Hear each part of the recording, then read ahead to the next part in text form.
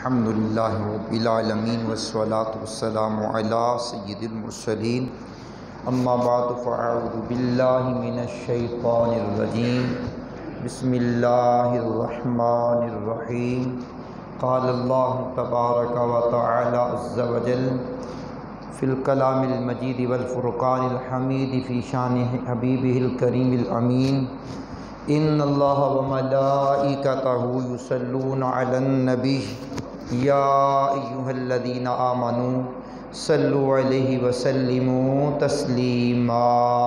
درود شریف پڑھی اللہم صلی علی سیدنا و مولانا محمد معدن الجود والکرم و آلہ وبارک وسلم صلاۃ و سلام علیک یا سیدی یا رسول اللہ علیہ الصلاۃ والسلام مولا صلی وسلم دائما ابدا علی حبیبک خیر الخلق کلہم محمد سید الکونین والثقلین والفریقین من عرب ومن عجم یا اکرم الخلق مالی من الوذ بہ سواک عند حلول الحادث الاممی مولا صلی وسلم دائما ابدا علی حبیبک خیر الخلق کلہم۔ اللہ کریم کا کروڑ شکر ہے جس کی عطا اور توفیق سے آج ہم جمعۃ المبارکہ 8 ربیع الاخر سن 1444 ہجری بمطابق 4 نومبر 2022 کا یہ جمعہ مرکزی جامع مسجد انواری ممتاز آباد ملتان شریف میں اس کی برکتیں لوٹ رہے ہیں۔ آج ہماری گفتگو کا موضوع ہے تذکرہ غوث اعظم حضور پرنور سیدنا غوث پاک رضی اللہ تعالیٰ عنہ کا ذکر خیر یہاں سے شروع کروں گا۔ آپ کی ولادت باسعادت ہوتی ہے 470 ہجری میں، 470 ہجری یکم رمضان المبارکہ جب آپ کی ولادت کی رات آئی تو آپ کے والد بزرگوار حضرت سیدنا ابو صالح موسیٰ جنگی دوست نے رات کو مشاہدہ کیا اور مشاہدہ کیا کہ حضور سیدنا خاتم المرسلین جناب رحمت للعالمین صلی اللہ علیہ وسلم اور صحابہ کرام ائمۃ الہدیٰ اولیاء اعظام رحمہم اللہ السلام آپ کے گھر میں جلوہ گر ہیں اور گھر میں نور ہی نور ہے۔ سبحان اللہ، کیا بات، گھر میں نور ہی نور ہے۔ حضور سید عالم علیہ السلام کے لبہائے مبارکہ کو جنبش ہوئی، رحمت کے پھول جھڑنے لگے، الفاظ جو ترتیب پائے مفہوم پڑھ رہا ہوں۔ حضور نے فرمایا علیہ السلام اے ابو صالح تمہیں مبارک ہو، تمہارے گھر پیدا ہونے والا بیٹا اللہ کا ولی ہے۔ سبحان اللہ، کیا بات ہے، کیا بات۔ اگلے جملے قابل توجہ ہیں۔ ارشاد فرمایا وہ ہمارا بھی محبوب ہے، اللہ کا بھی محبوب ہے۔ اسی لیے تو کہا جاتا محبوب سبحانی، قطب ربانی، قندیل نورانی۔ ہاں سبحان اللہ۔ تو کہا یہ جو پیدا ہونے والا ہے، یہ جو تمہارے گھر آنے والا ہے، یہ اولیاء میں وہ مقام رکھتا ہے جس طرح ہمارا نبیوں میں مقام ہے۔ کیا بات، واہ کیا مرتبہ، اے غوث ہے بالا تیرا، اونچے اونچوں کے سروں سے ہے قدم اعلیٰ تیرا، سر بلا کیا کوئی جانے کہ کیسا تیرا، اولیاء ملتے ہیں آنکھیں وہ ہے طلوہ تیرا۔ سبحان اللہ، کیا بات ہے، کیا بات ہے غوث پاک رضی اللہ تعالی عنہ کی۔ آپ کا نام نامی اس میں گرامی ہے عبد القادر، کنیت ہے ابو محمد، والد کا نام ہے ابو صالح موسیٰ جنگی دوست، ماں کی طرف سے بھی سید ہیں باپ کی طرف سے بھی سید ہیں۔ جو ماں اور باپ دونوں کی طرف سے حسنی و حسینی ہیں، تو ان کو کہا جاتا ہے نجیب الطرفین، نجیب الطرفین۔ آپ کا لقب ہے غوث اعظم۔ غوث کا معنی ہوتا ہے فریاد رس، فریاد کو پہنچنے والا، اعظم بڑا، بڑا فریاد کو سننے والا۔ تو آپ غریبوں کی، یتیموں کی، مریدوں کی، محبین کی فریاد کو سنتے بھی اور ان کی امداد بھی فرماتے ہیں۔ سبحان اللہ، سبحان اللہ۔ تو آپ رحمت اللہ تعالی علیہ اشراف کے خاندان میں آئے۔ شریف کی جمع ہے اشراف۔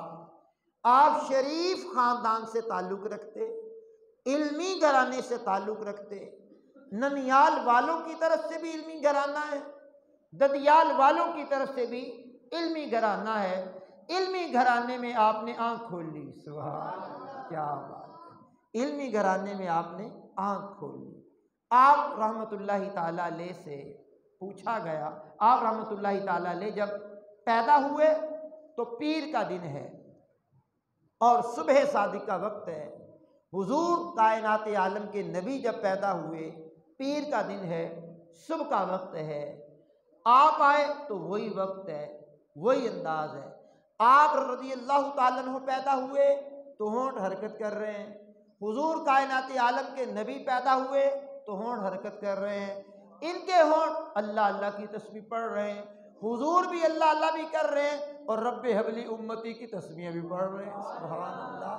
اور مداح الحبیب مولانا جمیل الرحمن قادری رحمت اللہ علیہ نے کہا، رب حبلی امتی کہتے ہوئے پیدا ہوئے، حق نے فرمایا کہ بخشا الصلاۃ والسلام، سبحان اللہ۔ تو غوث پاک رضی اللہ تعالیٰ عنہ کی زبان پر بھی اللہ اللہ اللہ کی تسبیح تھی۔ چار یاروں کی نسبت سے 4 مرتبہ، پنجتن پاک کی نسبت سے 5 مرتبہ اللہ اللہ۔ ذرا اونچی آواز میں پڑھیے، اللہ اللہ اللہ اللہ اللہ۔ اب یہ اللہ اللہ کہتے ہوئے پیدا ہوئے۔ اب قرآن کریم کی سورہ بقرہ پڑھیں گے تو فرمایا فاذکرونی اذکرکم، تم اللہ کا ذکر کرو، اللہ تمہارا ذکر کرے گا۔ پیدا ہوتے ہی جس ہستی نے اللہ کا ذکر کیا، پیدا ہوتے ہی جس ہستی نے اللہ کا ذکر کیا، پھر ساری زندگی اللہ کا ذکر کیا، 91 سال کی عمر میں اللہ کا ذکر کرتے رہے، مالک کائنات نے ان کی زندگی میں بھی اور ان کی زندگی کے بعد بھی، ان کی زندگی میں بھی ان کی زندگی کے بعد بھی مالک نے ان کے چرچے ایسے کروائے کہ آج دنیا کا کوئی ملک ہو، کوئی شہر ہو، کوئی قصبہ ہو جہاں آپ کا ذکر نہیں ہوتا، 11ویں شریف کی نیاز ہر خطے میں دلائی جاتی ہے۔ میں نے کہا فاذکرونی اذکرکم کا یہ نظارہ نہیں تو اور کیا ہے، سبحان اللہ، کیا بات ہے، کیا بات ہے، سبحان اللہ۔ تو آپ نے پیدا ہوتے ہی اللہ اللہ کا ذکر کیا۔ آئیے ذرا سماعت کیجئے، آپ بچپن کے اندر ہی راہ خدا کے مسافر بن گئے۔ حج کا دن ہے، مبارک حج کا دن ہے۔ آپ اپنے عراق کے علاقہ صوبہ جیلان، قصبہ جیلان کے اندر جلوہ فرما ہیں، اور آپ چل رہے ہیں، چلتے چلاتے ایک بیل کے پیچھے آپ ہو لیے، بیل سرہ کی چادر ڈانس، ٹھیک ہے جناب، بیل کے پیچھے آپ ہو گئے۔ آپ بیل آگے آگے چل رہا ہے، آپ پیچھے پیچھے چل رہے ہیں۔ بیل نے مڑ کر کے دیکھا، اور دیکھ کر کے اس بیل نے کیا کہا، کیا بات، یا عبد القادر ما لہذا خلقت، اے عبد القادر، اللہ کریم نے تجھے ان قسم کے کاموں کے لیے پیدا نہیں کیا۔ آپ حیران ہو گئے، بیل بھی عربی میں کلام کرتا ہے، آپ بھی حیران ہو گئے کہ بیل بھی بولتا ہے۔ جی ہاں، ربیع الاول شریف میں نے آپ کو بتایا کہ گوہ بھی حضور کے سامنے کلام کرتی ہے۔ عربی میں کلام کرتی ہے، اور عربی میں ہی سبحان اللہ ہے، ذرا پڑھ سکتے ہیں آپ؟ گو عربی میں کلام کرتی ہے، ہرن عربی میں کلام کرتی ہے، اونٹنی کلام کرتی ہے، درخت حضور کو سلام کرنے آیا، کھجور کا خشک تنا اس نے کلام کیا، ابو جہل کی مٹھی میں کنکروں نے کلمہ پڑھا، تو میں نے کہا اگر بیل نے کلام کر لیا تو کیا تعجب ہو گیا؟ ٹھیک ہو گیا جناب؟ اب حدیث کی روح سے دیکھا جائے تو بیل کلام کر سکتا ہے، بیل کلام کر سکتا ہے، جس سے اللہ چاہے کلام کروا لے۔ اب بیل نے جو کلام کیا، اے عبد القادر، اللہ کریم نے تجھے اس قسم کے کاموں کے لیے پیدا نہیں کیا۔ آپ مڑے گھر آئے، گھر کی چھت پہ آپ چڑھ گئے، اور گھر کی چھت پہ آپ جب چڑھے ہیں، حج کا دن ہے، اور اگلے جملے میں بڑے آرام سے پڑھ کر اونچی آواز سننے کی تمنا دل میں پیدا کر چکا ہوں، آرام سے پڑھنا چاہتا ہوں۔ گھر کی چھت پہ چڑھے، گھر کی چھت کتنا اونچا ہوگی جناب؟ اس وقت میں گھروں کی چھتوں کا انداز یہ ہوتا، قد آدم، جتنا آدمی کا قد ہے، 1 ہاتھ اونچی چھت ہوتی، ٹھیک ہے؟ اور گھر کی چھت پر آپ چڑھے، عراق کے جیلان کے اندر آپ گھر کے چھت کے اوپر چڑھے، تو آپ نے میدان عرفات میں جو حاجی حج کرنے کے لیے جمع ہوئے اپنی آنکھوں سے دیکھ لیا۔ کیا آپ کہیں گے جناب یہ کیسے ممکن ہے؟ میں نے کہا جناب آپ کی میری آنکھ اٹھتی ہے، آسمانوں تک پہنچ جاتی ہے، میری اور آپ کی آنکھ آسمان تک پہنچ جاتی ہے، یہ میری اور آپ کی آنکھ کا کمال ہے۔ اور جن کی آنکھوں کے بارے میں حضور فرماتے ہیں اتقوا فراست المؤمن فإنہ ینظر بنور اللہ، مومن کی فراست سے بچو کہ وہ اللہ کے نور سے دیکھتا ہے، تو جس کی آنکھوں میں اللہ کا نور ہو، عجب نہیں کہ لوح کا لکھا نظر آئے، لگاؤں جو ان کا پا، ان کے دستے پا، ان کے پاؤں کا غبار، ان کے پائے اقدس کا غبار آنکھوں میں، اللہ اکبر۔ تو مولانا روم علیہ رحمہ کہتے ہیں، بلکہ دیگر بزرگوں نے بھی کہا کہ جو اللہ کا ولی ہوتا ہے وہ زمین پر بیٹھ کر لوح محفوظ کا لکھا ہوا بھی پڑھ لیتا ہے۔ اللہ اکبر، اللہ کا جو ولی ہوتا ہے۔ تو آپ نے عراق کے قصبہ جیلان میں اپنے گھر کی چھت پر کھڑے ہو کر کے سارا حج کا منظر دیکھ لیا، اور یہ تو آپ کے بچپن کا عالم ہے، جوانی کا عالم کیا ہوگا؟ جب آپ جوان ہوئے قصیدہ غوثیہ پڑھیے، اس کے اندر یہ جملے ہیں، کمال کے جملے ہیں، کیا نظرت الی بلاد اللہ جمعا کخردلۃ علی حکم اتصالی، فرمایا میں اللہ کی ساری روئے زمین کے شہروں کو اس طرح دیکھتا ہوں جیسے میری ہاتھ کی ہتھیلی کو دیکھتا ہوں، یا رائی کے دانے کو دیکھتا ہوں، اس طرح میں پوری کائنات عالم کے شہروں کو دیکھتا ہوں۔ میں نے کہا واہ غوث پاک، آپ کی نگاہ کا کمال کتنا ہے۔ اب سنیے ذرا، اس دنیا کے اندر ایک سائنسدان گزرا ہے، آئنسٹائن، بزرگوں نے کتابوں میں لکھا ہے، بالخصوص امیر اہل سنت نے اس کو تحریر فرمایا، میرے شیخ کامل نے اس کو لکھا، علامہ الیاس قادری صاحب نے تحریر فرمایا۔ آئنسٹائن کہہ گیا میں نے زمین پر رہتے ہوئے ایک دوربین کے ذریعے 2 کروڑ نوری سال کے فاصلے پر جو کہکشاں ہے اس کو میں نے دیکھ لیا، اگر میری عمر 1 ملین یعنی 10 لاکھ برس بھی ہو تو کائنات کی حدود کا تعین، کائنات کہاں سے شروع ہوتی ہے کہاں پر ختم ہوتی ہے، تو میں اس کو نہیں دیکھ سکتا، تعین نہیں کر سکتا۔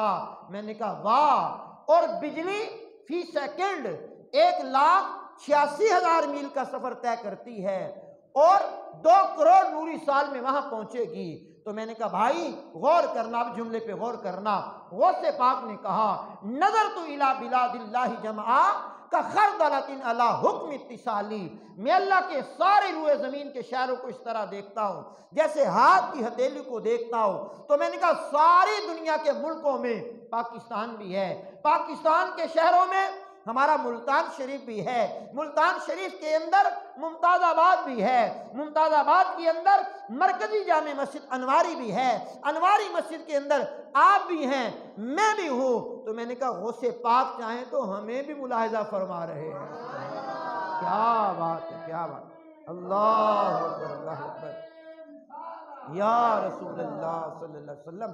اب غوث پاک رضی اللہ تعالیٰ عنہ چھت پر ہیں۔ آپ کہیں گے جناب ہم تو مسجد حرام میں چلے جائیں، یا حاجی صاحب جو بیٹھے ہیں مسجد حرام میں بھی کھڑے ہو کر کے ہمیں میدان عرفات نظر نہیں آتا، بلڈنگیں بڑی بڑی ہیں اور میدان عرفات پہاڑوں کے دامن میں ہے، نیچی زمین ہے، پہاڑ اونچے اونچے ہیں، تو عرب میں رہتے ہوئے بھی میدان عرفات نہیں دیکھا جا سکتا۔ میں نے کہا مجھ سے اور آپ سے نہیں دیکھا جا سکتا نا، 11ویں والے بابے نے تو دیکھ لیا ہے نا۔ کیا بات، پیران پیر نے تو دیکھا ہے نا، روشن ضمیر نے تو دیکھا ہے نا، ان کی نگاہ کا کمال، کیا بات ہے۔ تو بہرحال آپ چھت سے نیچے آئے، اماں جی سے کہا آپ مجھے اجازت دیجئے، میں نے جانا ہے علم پڑھنے کے لیے۔ آج تو نوجوان نہ ماں کی اجازت لیتا ہے نہ باپ کی اجازت لیتا ہے۔ آج کا نوجوان گھر سے نکلتا ہے تو نہ ماں کو سلام کرتا ہے نہ باپ کو سلام کرتا ہے۔ آج کا نوجوان یاروں کے ساتھ چلا جائے یا کسی تفریح پہ جانا چاہے، نہ ماں کی اجازت نہ باپ کی اجازت۔ حالانکہ حضور نبی کریم علیہ السلام کی بارگاہ میں ایک شخص آیا، کہا حضور میں جہاد پہ جانا چاہتا ہوں۔ فرمایا گھر میں کون ہے؟ کہا میری ماں۔ کہا ان کی خدمت کے لیے کوئی ہے؟ آقا میرے علاوہ کوئی نہیں ہے۔ فرمایا تجھے جہاد پہ جانے کی اجازت نہیں، تجھے جہاد پہ جانے کی اجازت نہیں، تو ماں کی خدمت کر، تیرے جہاد میں جانے سے زیادہ ثواب ملے گا۔ اور آج ہمارے نوجوان، ایک تو وہ طبقہ ہے جو دین سے دور ہے، دین سے بیزار ہے، دین سے بدظن ہے، وہ اپنے عجیب و غریب چکر میں ماں باپ کی نافرمانیاں کرنے پہ لگا ہوا ہے۔ ایک ہمارا وہ طبقہ ہے جو جوہلا کے ہاتھ چڑھا ہوا ہے، جو جاہل پیروں کے ہاتھ چڑھا ہوا ہے، جو ملنگوں کے ہاتھ چڑھا ہوا ہے، جو چرسیوں کے ہاتھ چڑھا ہوا ہے، جو بھنگیوں کے ہاتھ چڑھا ہوا ہے، جو بڑی بڑی انگوٹھیاں پہننے والے، بڑے بڑے کڑے پہننے والے، لمبے لمبے چولے پہننے والے، بڑی بڑی لٹیں رکھنے والے، کئی بندے جن کی لٹیں اٹھاتے ہیں، ان کے ہاتھ چڑھا ہوا ہے۔ میں کہاں جا رہا ہوں؟ پیر کے آستانے پہ جا رہا ہوں۔ تیری ماں ایڑیاں رگڑ رہی ہے، تیرا باپ ایڑیاں رگڑ رہا ہے، تو پیر کے آستانے پہ جا رہا ہے، وہ بھی پیر جو شریعت کا باغی ہے، وہ بھی پیر جو شریعت کا غدار ہے، وہ بھی پیر جو حضور کی سنت کا تارک ہے، وہ بھی پیر جو قرآن کا تارک ہے، وہ بھی پیر جو حدیث کا تارک ہے، جس نے کئی دنوں تک غسل نہیں کیا، نہائے ہوئے کئی سال ہو گئے اس کو، وہ کیسا پیر ہے؟ پیر دیکھنا تو پیران پیر روشن ضمیر غوث پاک کو دیکھو۔ یہ کیا پیر ہے بھائی؟ او نوجوان، پیر کی چوکھٹ پر جاتا ہے، درباروں پہ جاتا ہے، منع نہیں ہے، جا درباروں پہ جا، اچھی بات ہے، ان کے وسیلے سے دعا مانگ، اچھی بات ہے، لیکن ماں باپ کو ناراض کر کے جاتا ہے، ماں باپ کی نافرمانی کر کے جاتا ہے۔ میں داتا صاحب جا رہا ہوں، میں بابا صاحب جا رہا ہوں، بھئی جاؤ، کس نے منع کیا؟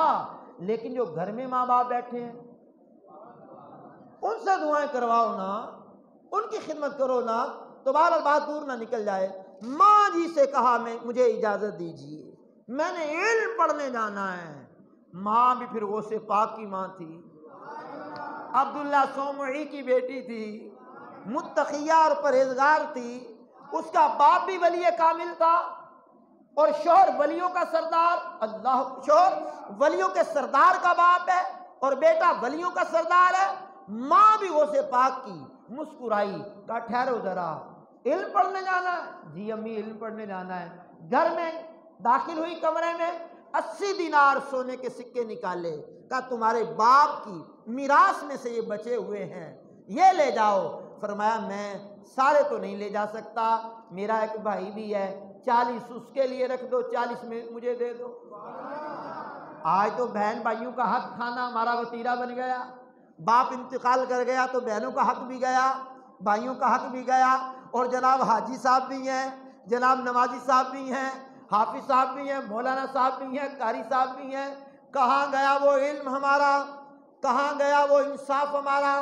کہاں گیا قرآن کی وہ تعلیمات؟ کہاں گئی حدیث کی وہ تعلیمات؟ کہاں گیا قرآن کی یہ آیات بینات کا ترجمہ؟ یوصیکم اللہ فی اولادکم للذکر مثل حظ الانثیین، میراث کے پورے مسئلے بیان کیے۔ اللہ اکبر، جن کا تذکرہ کر رہا ہوں غوث پاک کا، وہ بہت بڑے شرع شریف کے، شریعت کے بہت بڑے مفتی بھی ہیں۔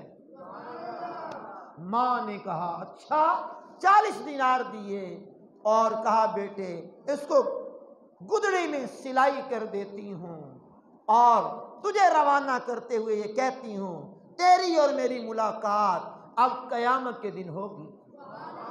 یہ بھی مائیں ہیں جو بچوں کو دین پڑھاتی ہیں، دین سکھاتی ہیں، دین کے لیے وقف کرتی ہیں، اور آج کی مائیں بھی ہیں۔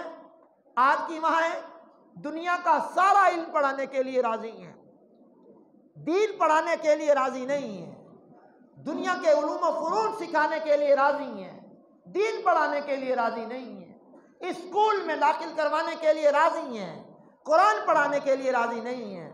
اسکول بھیجا، پوری تیاری کروائی، اور مسجد میں بھیجا تو کس انداز میں بھیجا آپ بھی جانتے ہیں، میں بھی جانتا ہوں۔ نہ بچے نے وضو کیا ہے، نہ بچے نے اچھے کپڑے پہنے ہیں، نہ اچھا جوتا پہنا ہے۔ یہی بچہ جب اسکول کالج میں گیا ہے، اس کے جوتے بھی پالش ہیں، اس کے کپڑے بھی استری ہیں، اس کی ٹائی بھی لگی ہوئی ہے، اس کے جسم سے خوشبو بھی آ رہی ہے، اور صبح سویرے جب بچہ مسجد میں آیا اس کی حالت کیا ہے؟ تو کمپیریزن آپ کیجئے گا، آپ کیجئے گا، کمپیریزن موازنہ کیجئے گا کہ قرآن سے ہمیں کتنی محبت ہے اور دنیاوی تعلیم سے کتنی محبت ہے۔ دنیاوی تعلیم تو دنیا میں رہ جائے گی، قبر میں کام نہیں آئے گی، قرآن کریم تو قبر میں بھی کام آئے گا، حشر میں بھی کام آئے گا، حشر کے میدان میں بھی کام آئے گا۔ کہا بیٹے یہ لو 40 دینار، جاؤ اللہ کے سپرد، اللہ کے حوالے، جھوٹ نہیں بولنا۔ آپ سمجھتے ہیں طویل واقعہ اشارہ کر رہا ہوں، راستے میں ڈاکوؤں نے قافلے کو لوٹا، لوٹ مار کر کے آپ کے پاس بھی آئے، او جوان تیرے پاس کیا ہے؟ کہا 40 دینار، کہاں ہیں؟ اشارہ کیا یہاں ہیں۔ وہ مسکرا گئے کہ انہوں نے جھوٹ بولا ہے، وہ چلے گئے۔ دوسرا ڈاکو آیا، اور نوجوان تیرے پاس کیا ہے؟ 40 دینار، کہاں ہیں؟ اشارہ کیا یہاں ہیں، وہ بھی چلا گیا۔ لوٹ مار کر کے سارے جناب والا ڈاکوؤں کے سردار کے سامنے مال رکھا ہے، تقسیم ہو رہا ہے۔ اور یہی بات بتائیے، قافلے میں جوان ہے، وہ کہتا ہے میرے پاس 40 دینار ہیں، 40 دینار، اشارہ بھی کرتا ہے۔ کہا پکڑ کے لاؤ اس کو۔ ہاں بھائی جوان بتا بتا کتنے دینار ہیں؟ 40، کہاں ہیں؟ اشارہ کیا یہاں، کھول لو، کھول لیے، دو دے دیے۔ ڈاکو کے سردار نے کہا آپ کو ڈر نہیں لگا؟ ہم نے آپ کا مال لوٹنا ہے، دوسرے لوگوں کا لوٹا، تمہارا بھی لوٹنا ہے، ڈر نہیں لگا؟ آپ مسکرائے، فرمایا کوئی ڈر نہیں لگا۔ جھوٹ کیوں نہیں بولا، سچ بولا۔ آپ جملہ بڑا پیارا ہے اور آرام سے پڑھنا چاہتا ہوں، آپ کے دل و دماغ میں اتارنا چاہتا ہوں، اور دل و دماغ میں اترنے کے بعد اونچی آواز میں اللہ کا ذکر سننا چاہتا ہوں۔ فرمایا ہماری ماں نے گھر سے روانہ کرتے ہوئے کہا تھا بیٹا جھوٹ نہیں بولنا، جھوٹ نہیں بولنا۔ آج تو جھوٹ شیر مادر کی طرح، ماں کے دودھ کی طرح لوگ پیتے ہیں۔ کہاں ہو؟ یہی ہوں۔ اور موبائل سے کیا پتا چلتا وہ کہاں ہے؟ ابھی آیا، ابھی گھنٹے کے بعد آ رہا ہے بندہ، ابھی گیا ابھی آیا، آپ کے پاس ہی ہوں، یہاں ہوں۔ کیا ضرورت پڑ گئی جھوٹ بولنے کی؟ تو غوث پاک کی ماں نے درس کیا دیا؟ بیٹے جھوٹ نہیں بولنا۔ 40 دینار ڈاکو کے سردار کو دیے۔ کس نے کہا تھا جھوٹ نہیں بولنا؟ اماں نے کہا تھا جھوٹ نہیں بولنا۔ آنکھوں سے ڈاکو کے سردار کے آنسو نکلے، چھلک پڑے۔ او جوان، تو ماں سے کیا ہوا وعدہ پورا کر رہا ہے، ہم اللہ اور اس کے رسول کے وعدے بھلائے ہوئے۔ 60 ڈاکو تھے، 60۔ نوجوان ہاتھ بڑھا، ہمیں توبہ کروا، آپ کے سیرت نگاروں نے لکھا ہے آپ کے ہاتھ پر انہوں نے توبہ کی، پکے مسلمان بنے اور متقی بنے، پرہیزگار بنے، آگے چل کے اللہ کے مقبول بندے بن گئے۔ تو سچ، یہ بھی 11ویں کھانا بھی جائز ہے اور سچ بولنا بھی جائز ہے۔ 11ویں بھی کھاؤ، سچ بھی بولو، ٹھیک ہے؟ 11ویں کی نیاز بھی پکاؤ، نماز بھی پڑھو، 11ویں بھی پکاؤ، حضور غوث پاک کا ذکر بھی کرو، نماز کی پابندی بھی کرو۔ اب سنیے ذرا، آپ نے علم کتنا پڑھا؟ علم پڑھتے پڑھتے فرماتے ہمیں وہ مقام ملا کہ میں علم کا درس بھی دینا شروع کیا۔ جب علم کا درس دینا شروع کیا ہے، اللہ اکبر، 40 سال تک علم حدیث پڑھایا، واعظ و نصیحت کی۔ حضور نے حکم دیا تھا واعظ کیا کرو، 40 سال واعظ کیا، اور واعظ بھی کیسا کیا؟ جب ایک قاری قرآن نے ایک آیت پڑھی، آپ نے اس کی 40 تفسیریں بیان فرما دی، 40 تفسیریں ایک آیت کی بیان کر دی۔ 13 علوم میں تقریر کیا کرتے تھے۔ آپ کی مجلس واعظ میں پہلے ابتداء 1 2 3 4، پھر ایک وقت آیا آپ کی مجلس تقریر میں، اجتماع میں 70 ہزار بندے بیٹھا کرتے تھے، اور علماء نے لکھا ہے 400 جلیل القدر علماء قلم دوات لے کر کے بیٹھتے، آپ کے تقریر کے نقاط تحریر فرمایا کرتے۔ وہ مقام و مرتبہ اللہ نے آپ کو دیا، اور آپ رحمت اللہ تعالی علیہ اتنے بڑے علمی مقام پر فائز ہیں۔ اللہ اکبر، ایک مسئلہ آپ کی بارگاہ میں آ گیا۔ ایک شخص ہے، اس نے بیوی پر شرط لگائی ہے، میں اگر اللہ کی ایسی عبادت نہ کروں جو اس وقت میں کوئی بھی نہ کر رہا ہو تو تجھے 3 طلاقیں ہیں۔ اللہ اکبر، اب بڑے عجیب و غریب حالات ہیں، فتویٰ پورے ملک کے طول و عرض میں جا رہا ہے، جواب کوئی نہیں دے رہا۔ آتے آتے یہ دارالافتاء غوث پاک کے پاس آ گیا، بغداد معلیٰ میں آ گیا، غوث پاک کی بارگاہ میں یہ استفتاء آ گیا، کیونکہ آپ شرع کے بہت بڑے مفتی ہیں۔ مسئلہ بتائیے، ایک بندے نے کہا ہے میں اگر اللہ کی ایسی عبادت نہ کروں جو اس وقت میں کوئی بھی نہ کر رہا ہو تو میری بیوی کو 3 طلاقیں۔ اب 3 طلاقوں کا مسئلہ بھی سنیے، 3 طلاقیں دینے کے بعد بھی لوگ کہتے ہیں ایک ہی ہوئی ہے۔ میں نے کہا غوث پاک کو پتا تھا 3 ہوتی ہیں تو 3 ہی ہوتی ہیں، اب 3 گالیاں دو تو 3 ہی ہوتی ہیں، 300 روپے دو تو 300 ہی ہوتے ہیں، 3 مرتبہ کوئی بات کہو تو 3 مرتبہ ہی ہوتی ہے۔ شریعت نے اجازت دی ہے 3 طلاقوں کی، لیکن کٹھی دے دو تب بھی 3 ہوتی ہیں، ایک ایک کر دو تب بھی 3 ہوتی ہیں۔ چلتے چلاتے مسئلہ سن لیجئے، اصول یہ ہے کہ جب ایک طلاق دی جائے تو پورا مہینہ انتظار کیا جائے، عورت کو مینسز وغیرہ آئیں، اس کے بعد وہ فارغ ہو جائے، پاک ہو جائے۔ اگر قربت نہیں کرنی، طلاق دینی ہے تو بغیر چھیڑ چھاڑ کے 1 طلاق اور دے دو، پھر پورا مہینہ گزر جائے، مینسز وغیرہ آ جائیں، عورت پاک ہو جائے، بغیر چھیڑ چھاڑ کیے پھر 1 طلاق دے دو۔ اس انداز میں 3 طلاقیں دینا شریعت کو پسند ہے، لیکن کوئی ایک ہی وقت میں دے دیتا تو ہو جاتی ہیں، پھر مارے نہ پھرا کرو، کبھی ادھر کبھی ادھر نہ۔ قرآن و حدیث کا مسئلہ یہ ہے 3 طلاقیں ایک وقت میں دی جائیں تو ہو جاتی ہیں، بہرحال مسئلہ دور نہ نکل جائے۔ 3 طلاقیں، اگر میری بیوی کو کہا 3 طلاقیں، میں ایسی عبادت نہ کروں جو اس وقت میں کوئی نہ کر رہا ہو تو میری بیوی کو 3 طلاقیں۔ مسئلہ گھومتے گھماتے غوث پاک پر آ گیا۔ غوث پاک نے فرمایا اچھا حل تو میں بتاتا ہوں، اور بڑا آسان حل ہے۔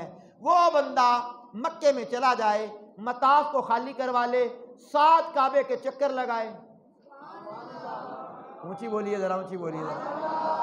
بندہ مکے میں چلا جائے، مطاف کو خالی کروا لے، 7 کعبے کے پھیرے لگائے، چکر لگائے، طواف کرے، اور اس کی وہ قسم پوری ہو جائے گی، اس کی بیوی طلاق سے بچ جائے گی۔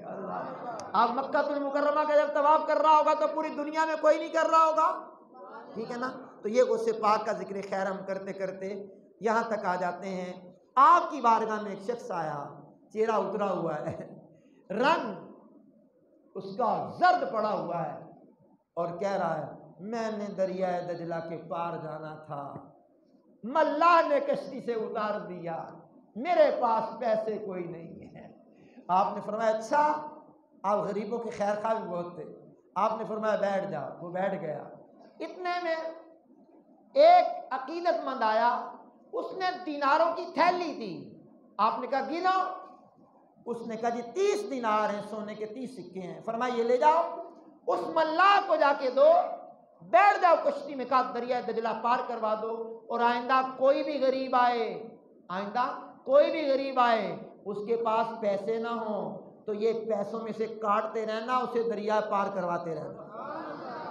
تو آپ لوگوں کو کھانا بھی کھلایا کرتے، طلبہ کو بھی کھانا کھلایا کرتے، محلے داروں کو بھی کھانا کھلایا کرتے، غربا کی بھی امداد کیا کرتے، غریب پرور بھی ہیں۔ تو پوری دنیا میں آپ کی 11ویں شریف منائی جاتی ہے۔ تو آج ذکر غوث پاک ہم نے کیا تھا، ذکر غوث اعظم کیا ہے، تو غوث پاک کی بڑی 11ویں شریف اتوار کا دن گزار کے جو رات ہوگی، پیر کی رات، وہ 11ویں شریف کی رات ہوگی، پیر کا دن 11ویں شریف کا دن ہوگا۔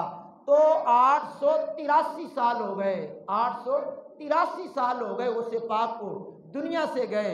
ہر مہینے 11ویں اور سال کے بعد بڑی 11ویں۔ سبحان اللہ، کیا بات ہے، کیا بات ہے۔ ان کے نام کے لنگر، ان کے نام کے جناب والا جلسے، جلوس، سبحان اللہ۔ کون کہتا ہے ولی مر گئے، وہ تو قید سے چھوٹے اپنے گھر گئے۔ سبحان اللہ۔ تو آپ کا وصال پر ملال ہوتا ہے 11 ربیع الاخر سنہ 561 ہجری میں، 470 ہجری میں پیدا ہوئے، 561 ہجری میں انتقال فرمایا، 91 سال کی عمر پائی ہے۔ اللہ آپ کی تربت پر کروڑ ہا کروڑ رحمتوں کا نزول فرمائے۔ عراق میں آج بھی آپ کا مزار پر انوار عقیدت کا مرکز ہے، اس شاپ کا ہجوم ہوتا ہے، بالخصوص بڑی 11ویں کو وہ منظر دیکھنے والا ہوتا ہے، مختلف زبانوں کے لوگ وہاں جمع ہو کر کے غوث پاک کا ذکر کرتے ہیں۔ اللہ وہ نظارہ ہمیں بھی نصیب فرمائے، اللہ مجھے آپ کو عمل کی توفیق عطا فرمائے۔ آنے والی اتوار کو گزار کر جو رات ہوگی، اجتماع 11ویں شریف اسی مسجد میں ہوگا، ثنا خوانی بھی ہوگی، بیان بھی ہوگا، ذکر بھی ہوگا، دعا بھی ہوگی اور لنگر بھی ہوگا۔ مرکزی جامع مسجد انواری میں بڑی 11ویں شریف کا اجتماع ہوگا، جس میں دعوت اسلامی کے نعت خواں ہدیہ نعت بھی پیش کریں گے، غوث پاک کی منقبت بھی پیش کریں گے اور بیان بھی ہوگا۔ آپ کو دعوت ہے، ضرور تشریف لائیے گا، ہاتھوں کو بلند کر کے کہیے انشاءاللہ۔ اللہ میری آپ کی حاضری قبول فرمائے۔ وآخر دعوانا الحمدللہ۔